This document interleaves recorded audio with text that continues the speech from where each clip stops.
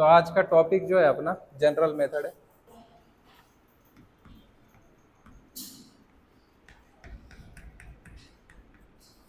इसमें क्या है, 5 मार्क का क्वेश्चन कंपलसरी आने वाला है। आप जनरल मेथड कब यूज करोगे? जब तक कोई क्वेश्चन शॉर्टकट मेथड से सॉल्व नहीं होता उसके बाद ही जनरल मेथड यूज करना है। तो कोई अगर हमारे 6 टाइप में जो क्वेश्चन नहीं बैठेगा उसी के लिए हम लोग जनरल मेथड यूज करेंगे। पहले 6 टाइप किसकी बात कर रहा हूं मैं? शॉर्टकट मेथड की। शॉर्टकट मेथड का थ्योरी लिखाया था, उसमें 6 टाइप से। यहाँ पे देखो, आपको ये पता होना चाहिए कि कौन से टाइप में नहीं बैठ रहा है, इसलिए जनरल मेथड से यूज करना है। बहुत सी कम बार होता है कि उधर लिख के दिया हुआ है कि solve by general method, question दे देगा और बोलेगा सॉल्व। अभी तो ठीक है, मैंने टॉपिक का नाम लिख दिया, बट आते ही मैं अगर लिखता आपको question d square y by d x का square plus 3 dy by d x plus 2y ले लिया और इधर ले लिया मैंने e raise to x and then solve बोला होता, तो ऊपर सपोज हेडिंग नहीं लिखा है तो आपको कैसे पता चलेगा कि कौन से टाइप से सॉल्व होना है? अभी जो हम पहले सीखे हैं, कितने टाइप सीखे हैं? 5 टाइप पे क्वेश्चन हमने किए हैं। ये पता होना चाहिए जो 5 टाइप हमने सीखे हैं वहां पे एफ ऑफ एक्स कभी भी ई रेज टू एक्स नहीं था। बात समझ में आई ना? हमारे टाइप किस बेसिस पे पढ़े थे शॉर्टकट मेथड के? है ना, वही था। कभी ई रेज टू एक्स था, कभी साइन आ गया था, कभी कॉस आ गया था, कभी कॉस हाइपरबोलिक भी आ गया था, है ना, और कभी आ गया था e raise to a x into v. अगर इस सब टाइप में से नहीं है हमारा एफ ऑफ एक्स, तब हमको पता चलेगा कि ये शॉर्टकट मेथड का नहीं है। तो किससे सॉल्व हो सकता है? जनरल मेथड या मेथड ऑफ वेरिएशन से। ठीक है, कुछ गिने चुने क्वेश्चन है जो हमेशा रिपीट होते हैं। ये क्वेश्चन इतनी बार आ चुका है 2015 से लेके अब तक। आप देखो, बैक का देखो, रेगुलर का पेपर इंटरनेट पे पड़े हुए 2015 से लेके, है ना। आपने देखा भी रहेगा कि 2015 से लेके जो भी क्वेश्चन पेपर हम करते हैं उसी के क्वेश्चन रिपीट भी होते हैं, रिपीट होता है। इसका इतना चांस है आने का, और ये ना 3-4 ही क्वेश्चन है जनरल मेथड के, वही वही रिपीट होते हैं हर बार। अगर मेरा ये वीडियो देखेगा तो इस बार चेंज ना कर दे, ठीक है ना, पेपर सेटर। देखो, तो ये कहाँ से पता चला मेरे को कि ये जनरल मेथड का क्वेश्चन है? पहली बात तो एफ ऑफ एक्स से आइडेंटिफाई होता है किस टाइप का है। In this method we make auxiliary equation. Auxiliary equation को मैं ए डॉट ई लिखता हूँ, ठीक है ना, in linear factor. Linear factor का मतलब क्या? अगर मेरा ऑक्सिलरी इक्वेशन इस तरीके का दिख रहा है, जो कि मैं इस क्वेश्चन से लिख रहा हूं,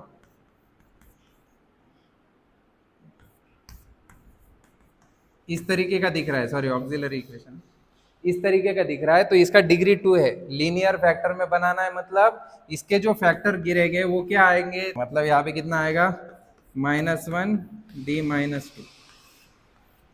ये कहाँ से पता चला आपको कि -1 -2? इसका फैक्टर पड़ेगा कैलकुलेटर से। कैलकुलेटर में डालने का मस्त पूरा के पूरा, वहां से आपको पता चलेगा, है ना, कि 1 आएगा कि 2 आएगा। रूट निकालते आते हैं ना आप लोगों को, तो रूट वो बताएगा -1, d is equal to -1 and -2। जो -1 उधर रहेगा, इधर आएगा तो प्लस हो जाएगा, और ये उसके लीनियरली फैक्टर बनेंगे इन मल्टीप्लीकेशन, ठीक है ना। तो इसके बाद हमारे पास फॉर्मूला याद रखने का, d minus m 1/d plus m into f of x into f of x, और मैं इसको बोलता हूँ yp। yp यही होता है, yp नीचे ऑक्सिलरी इक्वेशन होता है ना। बट अभी हम लोग क्या करेंगे जनरल मेथड में, यहाँ पे डिग्री 2 का होगा तो उसको सेपरेट करके अलग अलग करेंगे और फिर सॉल्व करेंगे। मैं बता रहा हूँ फॉर्मूला कैसे ध्यान में रखने का है, वो देख लो पहले। जनरल मेथड का फॉर्मूला है yp के लिए, हमेशा ध्यान रखो, जो नीचे है उसके अपोजिट से चालू होता है, e raise to m x e raise to minus m x f of x d x, that is your formula. तो अभी मैंने जैसे जैसे बताया, yp अगर निकालना है जनरल मेथड से, पहले हमने शॉर्टकट मेथड में yp का ये यूज किया है। ये होता था हमारा auxiliary equation, F of x होता था और सीधा वाई पी सॉल्व करते थे। बट जनरल मेथड में हम ये वाला फॉर्मूला यूज ना करके ये वाला फॉर्मूला यूज करने वाले। बात समझ में आई? जो यहाँ का m था वो यहाँ पे गया e रेज टू x, है ना, क्योंकि फंक्शन हमारा x में है यहाँ पे एफ ऑफ एक्स वाला, इसलिए यहाँ पे x integration e raise to, यहाँ पे माइनस इसलिए इधर minus f of x d x. यहाँ तक ठीक है? अगर मैं इसका बनाने का बोलूँ तो तुम लोग को आ जाएगा? ठीक है ना, देखेंगे बनता है कि नहीं बनता है। पहले मैं बोलता हूँ यहाँ से लिख लो, है ना, ये छोड़ के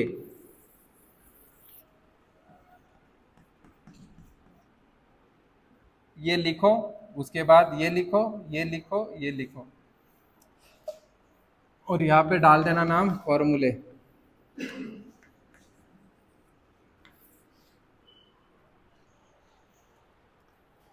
देखो अगर ये बनाते आए तो आ रहा है तो ठीक है, नहीं तो कोई बात नहीं। ये dx है, हाँ, इसको अच्छे से देखो। ठीक है, यहाँ तक लिखा? अभी ये यहाँ तक लिखा रहेगा तो फॉर्मूला भी बता दो। बताओ Om. E raise to opposite से चालू करने का, इधर प्लस है तो इधर minus, integration e raise to m x f of x d x. सबके ध्यान में रहेगा क्या? है ना, अपोजिट से चालू करने का, इधर प्लस है तो यहाँ माइनस, फिर इंटीग्रेशन, फिर ये भाई साहब खुद आ जाएंगे यहाँ पे, है ना। अभी रहेगा ना ध्यान में? ठीक है, क्वेश्चन भी लिख लो साथ साथ फिर क्वेश्चन। और यहाँ पे जनरल मेथड इसलिए अप्लाई हो रहा है क्योंकि ये एफ ऑफ एक्स कोई भी शॉर्टकट मेथड के टाइप में नहीं बैठता है, इसलिए। बात समझ में आए? जब तक हमारा शॉर्टकट मेथड के टाइप में एफ ऑफ एक्स बैठेगा तो शॉर्टकट मेथड ही यूज करने का है। वैसे जनरल मेथड को जनरल मेथड इसलिए बोलते हैं क्योंकि इससे हर क्वेश्चन सॉल्व होता है। बट देख रहे हो ना, भर भर के इंटीग्रेशन है। ठीक है ना, ये बात। तो बस वाई सी तो तुम लोग बता दोगे मेरे को कितना है रे? प्रेम तू बताएगा अभी वाई सी?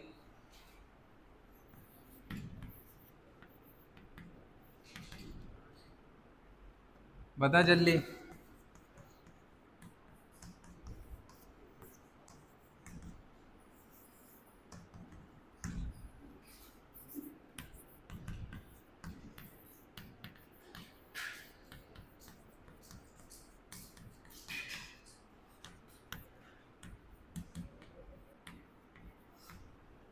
बताओ।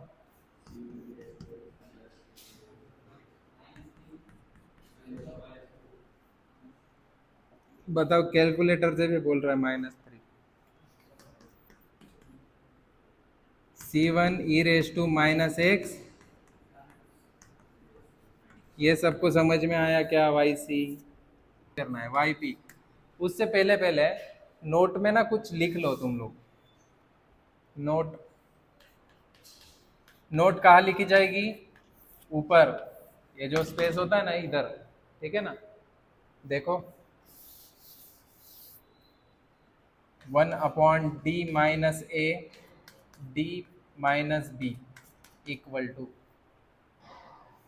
1/a minus b 1/d minus a minus 1/d minus b. ये लिख लो नोट में। क्यों चाहिए हमको वो भी बता रहा हूँ। वाई पी निकालना है, finding y p equal to, y p का डेफिनेशन क्या बताया था? 1/d² plus 3d plus 2 into f of x. यहाँ तक ठीक है? बट अभी अभी हमने लिखा कि हमारा जो ऑक्सिलरी इक्वेशन होता है वो लीनियर फैक्टर में होना चाहिए। तो लीनियर फैक्टर में ये बनता है d+1 d+2। यहाँ तक ठीक है? एफ ऑफ एक्स दिया हुआ है e raise to x. But अभी फॉर्मूला लगाने के टाइम पे हमने सिर्फ इतना ही सीखा है कि 1/d प्लस एम हुआ तो क्या, या फिर d माइनस एम हुआ तो क्या, ऐसा सीखा है क्या? d+1 into d plus M, ऐसा नहीं सीखा है ना हमने। तो हम लोग क्या करेंगे, इसको सेपरेट कर लेंगे। इसको सेपरेट करने के लिए अभी अभी हमने फॉर्मूला देखा है। तो अगर ऐसा है तो ये वाला फॉर्मूला लगाइए, ये चीज़ बनाइए, ठीक है। यहाँ पे मेरा ए मैंने माना डी माइनस माइनस वन, क्योंकि माइनस के लिए है फॉर्मूला हमारे पास, प्लस के लिए तो है नहीं। तो मैंने क्या किया, डी माइनस वन मान लिया, यहाँ तक ठीक है। और यहाँ पे माना है मैंने डी माइनस माइनस टू। तो इसको अगर आप ए बोलो, इसको बी बोलो, तो वैसे ही फॉर्मूला बन जाना है, ठीक है। वन अपॉन ए के जगह पे क्या लिखूंगा, माइनस वन, माइनस बी के जगह पे क्या लिखूंगा, minus two, bracket one upon d minus minus one upon d minus minus two. ऊपर से क्या गया, ये ऊपर से क्या कोई बात नहीं, हमारे पास में पार्शियल फ्रैक्शन वाला भी मेथड है। One upon d plus one d plus two equal to one a upon d plus one plus b upon d plus two. ऐसा करते थे कि नहीं, 12th में 11th में करते थे ना ऐसा। उससे भी ये मेथड बनता है। उस चीज से बचाने के लिए मैं फॉर्मूला बता रहा था, बट फॉर्मूला याद नहीं भी है तो भी पार्शियल फ्रैक्शन तो आपको आता ही है। इसको क्या बोलते हैं, है ना, ये आएगा ना। तो देखो क्या करते हैं इसमें हम लोग, ये इसका मल्टीप्लीकेशन इससे, इसका मल्टीप्लीकेशन इससे करते थे ना बचपन में। Equal to a into d plus two plus b into d plus one. अभी क्या करते हैं, और नीचे जो है दोनों का मल्टीप्लीकेशन हो जाएगा। ऊपर से जा रहा है क्या, ये है ना बटरफ्लाई मैटर बोलते थे इसको। ये इधर मल्टीप्लाई, ये इधर मल्टीप्लाई, इन दोनों का मल्टीप्लाई, फिर ये दोनों का मल्टीप्लाई हुआ तो ये और ये कट हो जाएगा, इधर बचेगा सिर्फ वन, ठीक है। फिर एक बार d is equal to minus two put करो, एक बार d is equal to minus one put करो, करते थे ना ऐसा। चलो करके बता देता हूँ मैं। Put d is equal to minus two, तो 1 इज इक्वल टू 0 हो जाएगा, प्लस माइनस टू प्लस 1 यहाँ पे आ गया b, तो b का वैल्यू कितना आया,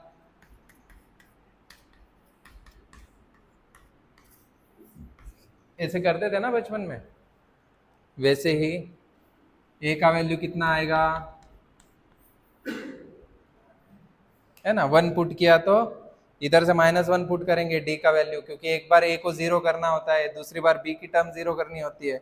तो यहाँ पे माइनस वन पुट किया, माइनस वन प्लस वन 0, ये वाला टर्म 0 हो गया, दो में से माइनस वन गया, एक बचा, a इज इक्वल टू 1 आ गया। कोई दिक्कत, ठीक है। तो इस बार कैसे लिखेंगे, 1 upon d plus one minus b का वैल्यू कितना आया है, माइनस वन, तो d प्लस टू। ये इससे भी वही बनेगा, है ना, इक्वल टू 1 अपॉन 1 ही बना है, और ये बना d plus one minus 1 upon d plus. देखिए फॉर्मूले से भी वही बना है, पार्शियल फ्रैक्शन से भी वही बना है ना। जो अच्छा लगे तुमको, दोनों मेथड मैंने लिखे हैं, आपको जो अच्छा लगे उससे लिख लो। इसके बाद इधर जाना, तुमको जो अच्छा लगे। अगर फॉर्मूला अच्छा लगता है तो फॉर्मूले से लिख लो, नहीं अच्छा लगता है फॉर्मूला तो पार्शियल फ्रैक्शन लिख लो। यहाँ से सीधा पार्शियल फ्रैक्शन जा सकते हो। कौन सा कंटिन्यू करना है, ये छोड़ दिया जाए, नीचे वाला छोड़ दिया जाए, है ना। ये फॉर्मूला सही है क्या, तो फॉर्मूला लिखो, और ये माइनस के लिए लिख के दिया है, प्लस के लिए नहीं है, तो माइनस माइनस प्लस हो जाएगा, इसलिए माइनस इंटू माइनस वन लिखा है, तो माइनस माइनस प्लस हो जाएगा, तो वही बनेगा। तो ये अच्छा लगता है तो यहाँ से ये लिखो, ये से यहाँ लिखो, और दैट इज योर आंसर, ठीक है। और कोने में कहीं 12th वाला मेथड लिखना है तो ये भी लिख लो। सही जा रहा है क्या, ऊपर से जा रहा है, भाई साहब को नींद आ रहा है समझ में, ठीक है। दीक्षा आ रहा है क्या समझ में। और साइड में ई रेस टू एक्स लिखते चलना, क्योंकि ये भाई साहब जो है ये बाजू में चल रहे हैं साथ साथ में। ये कहाँ से आया ऐसा, ए का वैल्यू क्या था, करो ना, माइनस माइनस प्लस हो गया, प्लस टू में से माइनस वन गया, कितना बचा, वन बचा। लिखना है लिख लो, 12th वाला मेथड है, फॉर्मूला आदमी भूल सकता है, कंसेप्ट नहीं भूल सकता, एक बार समझ में आ जाए तो। That is a concept. किसी चीज को अलग करना है तो ए और बी मान लो और फिर सॉल्व करते चलो। उम्मीद है तुम लोग को बहुत ही ज्यादा मजा आया होगा। नहीं आया क्या? चलिए रब किया जाए। हाँ उसको करेंगे ना सॉल्व। चलिए तो अभी बचा क्या लास्ट में? एंड प्रोडक्ट मिला है d+1 -1/d+2 e⁻x। अभी देखो जो सेपरेट हो चुका है इसके लिए ये अंदर जब मल्टीप्लाई होगा तो कैसे होगा? डिस्ट्रीब्यूटिव लॉ क्या बोलता है? 1/d+1 e⁻x -1/d+2 e⁻x। ठीक, ये बना कैसे है देखो, 1/ऑक्सिलरी इक्वेशन f(x), यहाँ तक ठीक, इक्वल टू अपना फॉर्मूला लगा दीजिए। कौन सा फॉर्मूला है? ई रेश, यहाँ पे प्लस है तो -x इंटीग्रेशन e⁻x। फॉर्मूला लिखा था ना इधर, ये देखिए, ये फॉर्मूला देखिए, ऐसा ही दिख रहा है ना वो, d+m। m के जगह क्या है? 1 है खाली, तो बस डालते जाइए। f(x) क्या है हमारा? e⁻x dx माइनस ये वाला तुम लोग बताइए,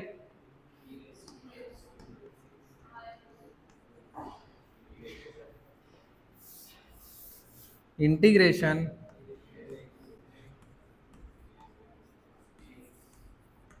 अगर ऐसा लिखा तो गलत है, इसको ब्रैकेट डालिए क्योंकि बाहर माइनस है ना। चलिए e⁻x जैसा था वैसा।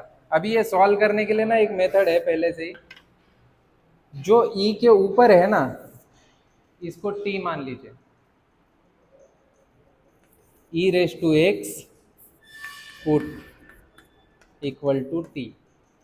अगर t मान लिया है तो इसका डिफरेंशिएशन भी करिए, differentiate with respect to t(x), हमको चेंज करना है x को, तो इसलिए x, क्योंकि फंक्शन भी x में ही है तो t में पुट नहीं कर सकते वैसे भी, है ना। चलिए तो हम लोगों ने किया e⁻x का डिफरेंशिएशन किया तो वो खुद आएगा इक्वल टू dt/dx। तो ये हो गया e⁻x dx is equal to dt। किसी को कोई दिक्कत?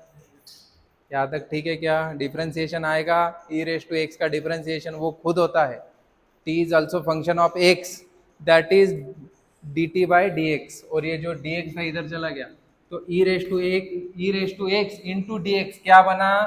dt बना। अभी यहाँ पे देखिए, ये रहा e⁻x इंटू dx, इसके जगह पे हम क्या लिख सकते हैं? यहाँ पे भी सेम ही अप्लाई कर देंगे। तो यहाँ पे देखो मैं लिखता हूँ, समझ में नहीं आया बात टोकना है रोकना है ना।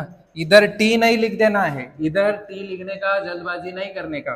e⁻x into d x, e⁻x into d x क्या होगा? ये dt, और बाद में जो भी है हमारा e⁻t पुट करने का, माइनस e⁻−2x। इंटीग्रेशन के बाहर जो था उसमें कुछ भी नहीं पुट किया, इंटीग्रेशन के अंदर की बात है। e⁻2x को मैं ऐसे भी लिख सकता था, e⁻x is equal to e⁻2x होगा कि नहीं? क्योंकि बेस सेम होने पे इंडेक्स की क्या होती है? एडिशन होती है। तो एक e⁻x और dx क्या हो जाएगा? इसमें से जो एक e⁻x, इसमें दो e⁻x है ना, तो एक e⁻x dx क्या हो जाएगा? dt होगा, और बचेगा एक, तो उसको मैं t पुट करता हूँ, चलेगा?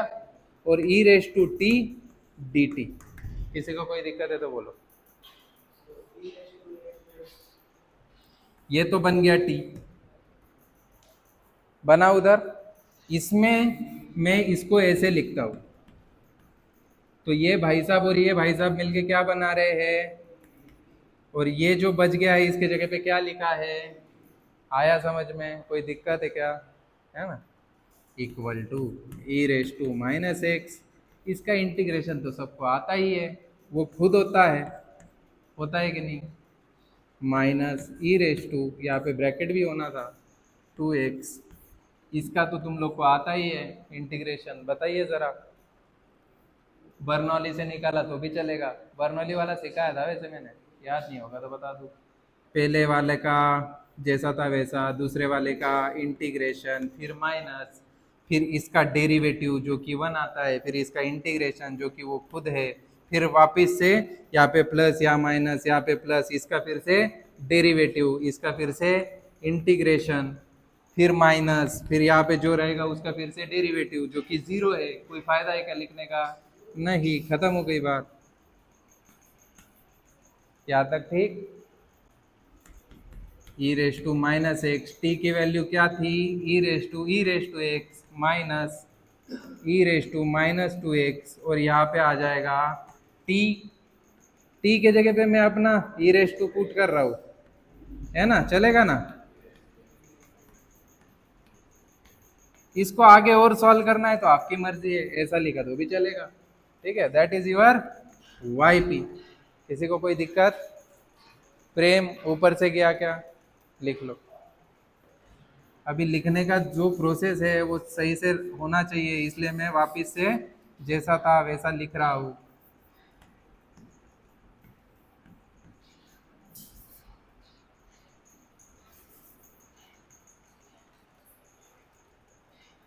ये होने के बाद यहाँ पे से लिखना है, और इसको कोने में कहीं लिख लेना, नहीं समझ में आए तो।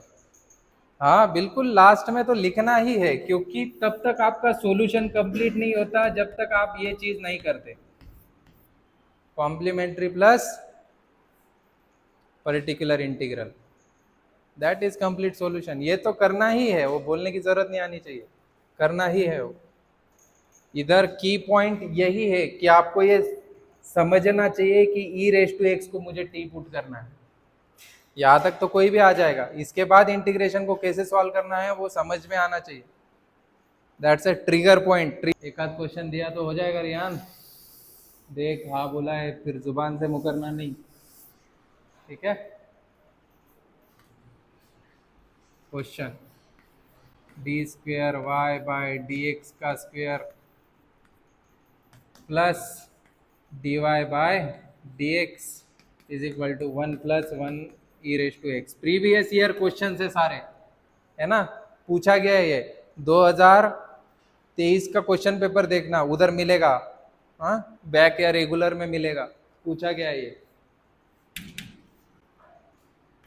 उम्मीद है तुम लोग को पता चला होगा कि कौन से मेथड से सॉल्व करना है। अगर मैं चलते चलते शॉर्टकट मेथड का क्वेश्चन दे दूं तो वो भी हो जाना चाहिए। सो वाई सी कितना आया है? नींद आया है कितना? क्या हो गया भाई? डी स्क्वायर प्लस डी, आई किधर से आ गया रे?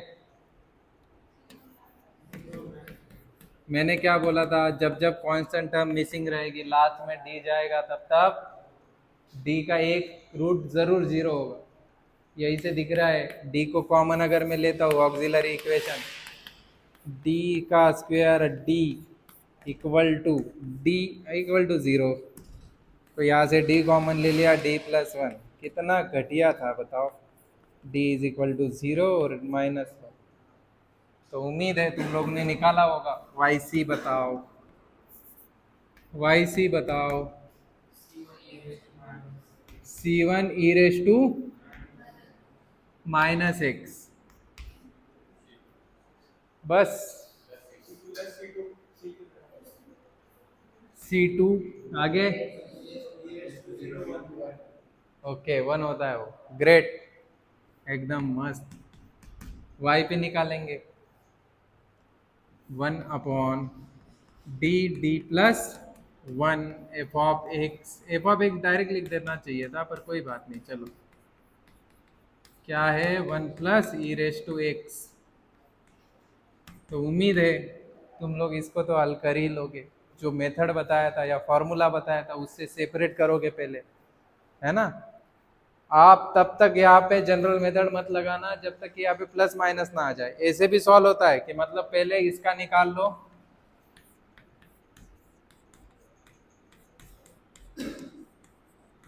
जो भी आंसर आएगा फिर उसका इससे निकाल लेना, है ना। बट हो सके तो सेपरेट से करो, सिंपल जाएगा। देखो तो आ रहा है क्या तुम लोग को? ज़्यादा कुछ ज़्यादा समझ में नहीं आ रहा होगा तो 1/d-0 d-1 and then the apply formula. क्या होता है फॉर्मूला?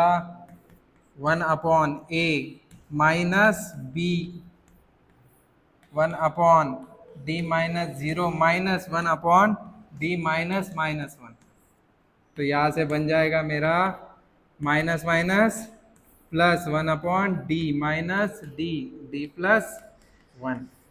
और यहाँ पे तो एफ ऑफ एक्स होता ही है साइड में, तो इसको मैं लिखता हूँ we know therefore 1/d minus 1/d+1 1/1 + e⁻x। ये था ना एफ ऑफ एक्स साइड में। अब इतना करके दिया है, आगे का तो तुम लोग कर ही लोगे। ये नहीं आ रहा है क्या समझ में? नहीं आ रहा है? ये जो लिखा है -1, उधर प्रेम को नहीं आ रहा है समझ? ये नहीं आया ना समझ में? अपने ये वाला नहीं आया, पूरा ही नहीं आया। एक फॉर्मूला लिखा था ना अभी, ये वाला,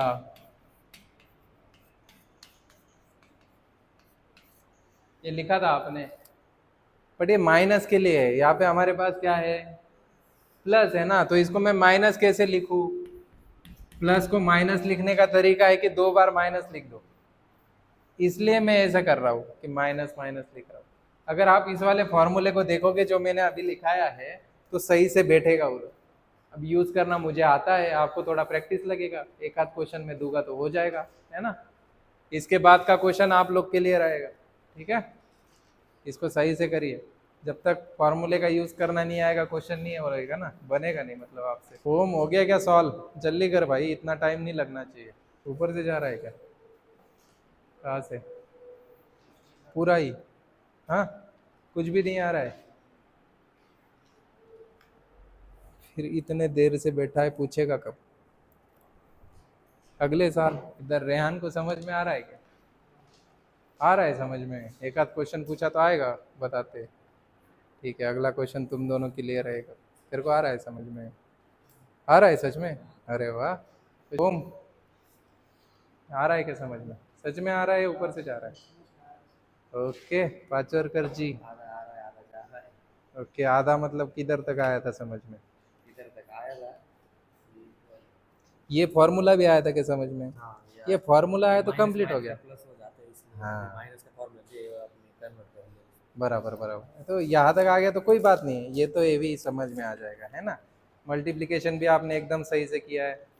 ये तो सब कुछ मुंह माया है, वाई सी तो ये भी निकलना चाहिए।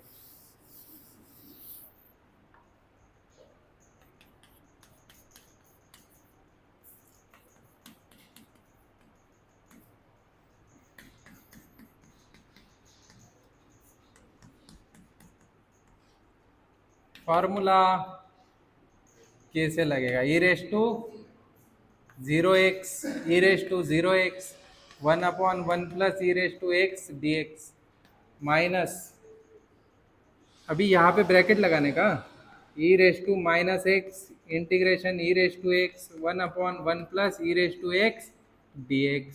देखो मैंने क्या बोला था, e⁻x को आप पुट करके तो देखिए। अच्छे से लिखने का सवाल रहा तो मैं इसको लिखता हूँ अच्छे से।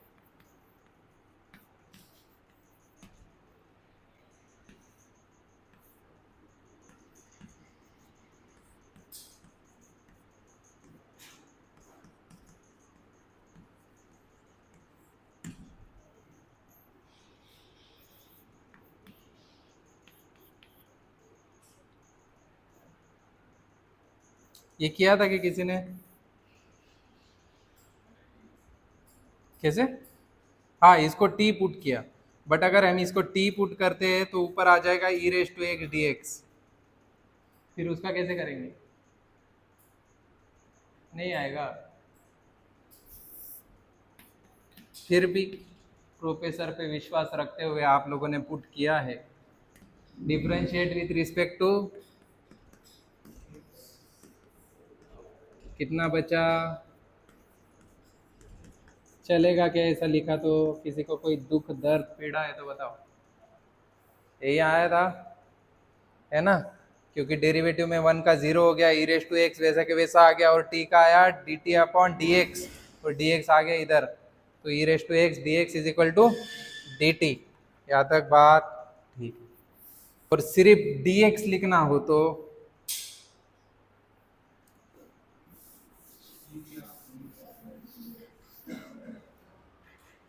मतलब इसमें अगर आपने पुट करना है तो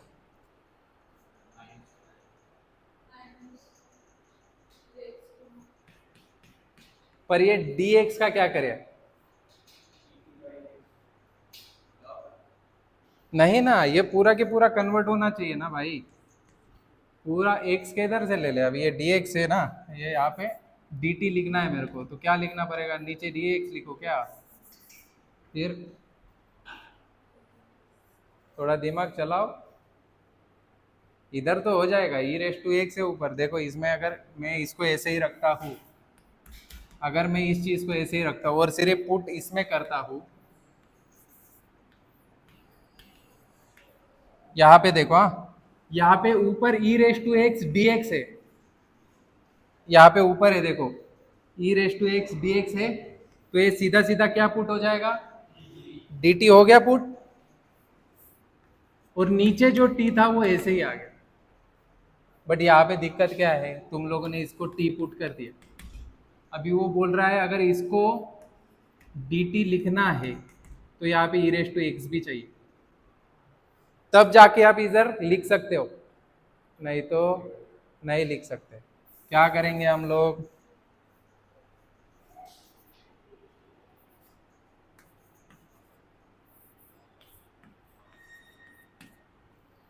ऐसा कर सकते हैं क्या? कर सकते हैं ना, क्यों नहीं कर सकते?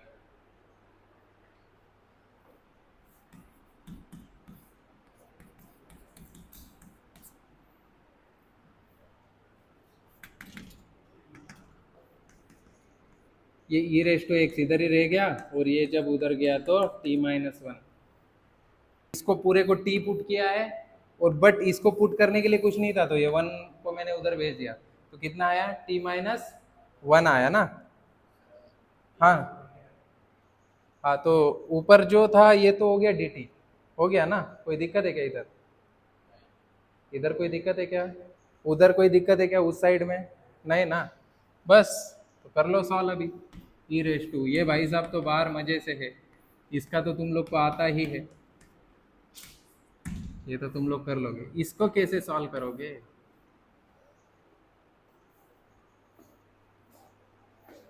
जब जब ऐसा इंटीग्रेशन सॉल्व करने की बारी आई है तो हमेशा वो जो फॉर्मूला मैंने सिखाया था अभी, 1/d-a into D minus B, उससे इसको सेपरेट करो और फिर इंटीग्रेशन लगाओ, आपका इंटीग्रेशन का आंसर आ जाएगा।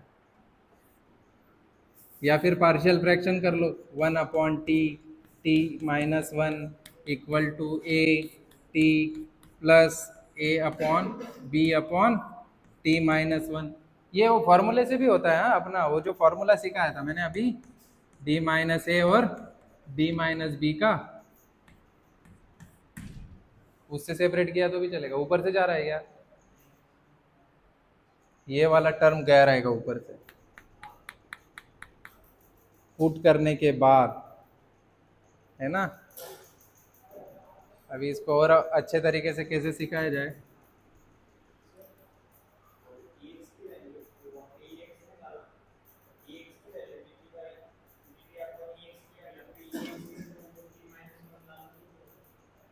समझा नहीं, फिर से एक बार। हाँ, ये ऐसा किया तो चलेगा कि नहीं? ई रेस टू एक्स की वैल्यू उधर डाली तो भी यही बनेगा ना, तो भी तो यही बनेगा। ई रेस टू एक्स की वैल्यू क्या है? t-1। तो ये dx के अपन नीचे तुमने लिखा है e raise to x, e raise to x क्या लिखेगा तुम लोग? t-1 ही तो लिखोगे, और ये भाई साहब पूरा की पूरा टी है, यही तो लिखा है, वही आने वाला है ना, तो उसमें कोई बात अलग होने नहीं वाली। जैसे आपने बोला वैसे भी चलेगा, पर वो आएगा तो वही आएगा, और कहा जाएगा। तो आप लोगों ने फिर पुट किया एक बार t is equal to t minus one plus b into t, तो t को एक बार t is equal to 0 put किया तो a इज इक्वल टू कितना आया -1, और फिर आपने पुट किया t इज इक्वल टू -1 तो b इज इक्वल टू कितना आया 1। ये पार्शियल फ्रैक्शंस है? नहीं आया समझ में?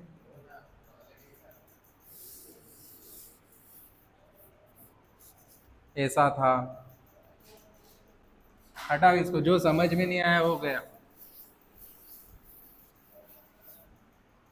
अभी ठीक है क्या?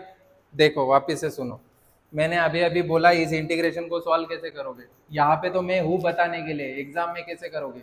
जब भी ऐसा क्वेश्चन आए तो देखने का क्या पुट करने पे ऊपर वाली चीज बन रही है। 1 plus e raise to x is equal to, अगर मैं टी पुट करता हूँ तो मेरे को क्या बेनिफिट है?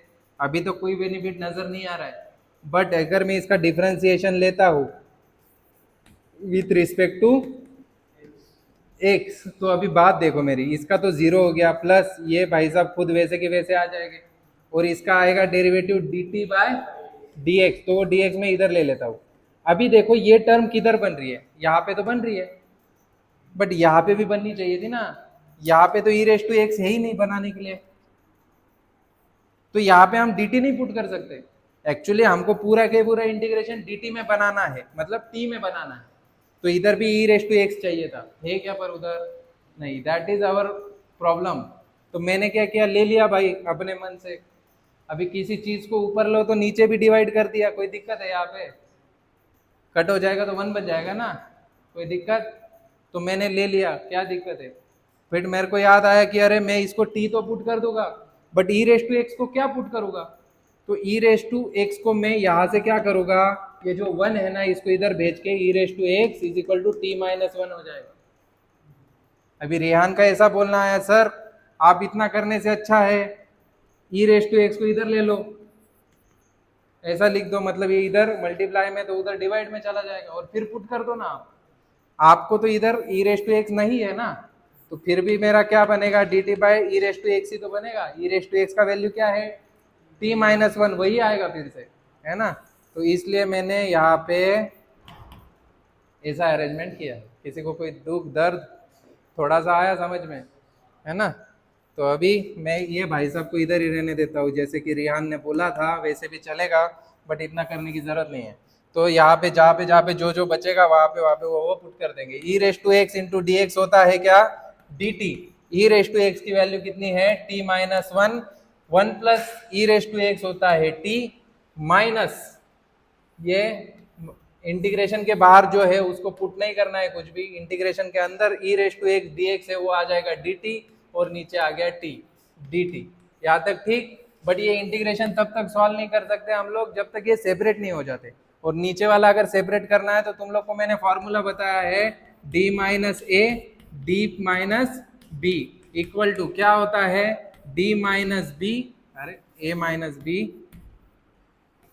1 upon d minus a minus 1 upon d minus b. इससे सेपरेट कर लो, चाहे पार्शियल फ्रैक्शन से कर लो, ठीक है ना। तो यहाँ से कितना बन गया, 1 अपॉन, इसको सेपरेट कर रहा हूँ मैं, t minus 1 t equal to 1 upon, यहाँ पे कितना आ गया, ए का वैल्यू 1 माइनस बी का वैल्यू कितना है 0, यहाँ पे आ गया d minus 1 minus 1 upon d minus 0। किसी को कोई दुख समझ में नहीं आया, ऐसा ऊपर से गया, ये फॉर्मूला अभी अभी सिखाया था मैंने, ठीक है ना। तो ये आ गया 1, ये आ गया d minus 1 minus D, separate हो गया, हुआ ना भाई। तो बस अभी ये इंटीग्रेशन सॉल्व हो जाएगा। टी आना चाहिए ना इधर, ये यहाँ पे टी है तो डी के जगह पे टी है ना, तो इधर टी आएगा, तो इधर टी आएगा, इधर भी टी आएगा। तो हमारा ये जो इंटीग्रेशन है ये क्या बन जाएगा, integration 1 upon t minus 1 d t minus integration 1 upon d t by t minus integration e raise to minus x, इसका इंटीग्रेशन बताओ, लॉग ऑफ टी, करेक्ट। और ये इंटीग्रेशन जो है फाइनाइट नहीं है, डेफिनाइट नहीं है, इसलिए प्लस सी भी लिखा तो भी चलेगा, है ना। और इसका तो निकालते आएगा ही तुम लोग को, इसका कितना आएगा बताओ, log of t minus minus log of t minus e raise to x into log of t. इसके आगे भी सॉल्व होता है, करना है तो कोई ठीक है, नहीं करना है तो यहां तक लिख दो। उम्मीद है यू आर एंजॉइंग लॉट। मेरे ख्याल से टाइम हो गया रहेगा, और फिर भी